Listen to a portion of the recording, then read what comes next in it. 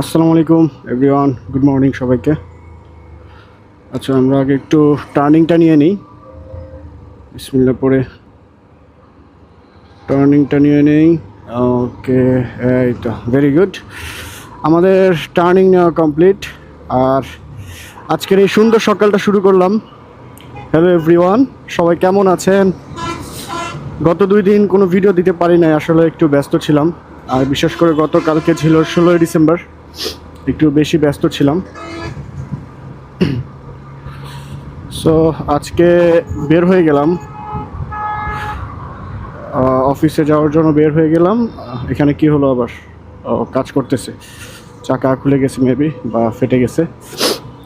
ওকে, তো সবাই কেমন আছেন? সবার দিনকাল কেমন যাচ্ছে? আলহামদুলিল্লাহ, আমারও মোটামুটি সব কিছু যাচ্ছে ভালোই, কিন্তু মাঝে মধ্যে একটু খারাপ লাগে। দেশের অবস্থা অনেকটাই অবনতির দিকে যাচ্ছে, এজন্য রাস্তাঘাট আজকে একটু ফাঁকা আছে মোটামুটি। গতকালকে আমি আসছিলাম,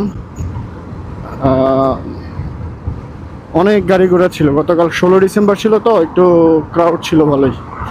আজকে মোটামুটি ঠিক আছে কিছুটা। সো যাই হোক, আশা করি আপনারা সবাই ভালো আছেন। সো ব্যাপারটা হলো, দেশের অবস্থা নিয়ে কথা বলতেছিলাম। এই তো আমরা 2 দিন আগে দেখছিলাম যে আমাদের বৈষম্য বিরোধী ছাত্র আন্দোলনের একজন অন্যতম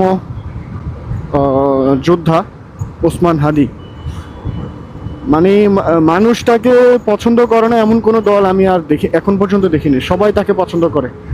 তিনি স্বতন্ত্র প্রার্থী ছিলেন ঢাকা 8 আসনের, কিন্তু তাকে জানি না, উপর দিয়ে তো সবাই দেখাচ্ছে ওনার জন্য অনেক দরদ মায়া। ভিতরে ভিতরে কে এই আকামটা ঘটাইছে জানি না। ওরে বাবা।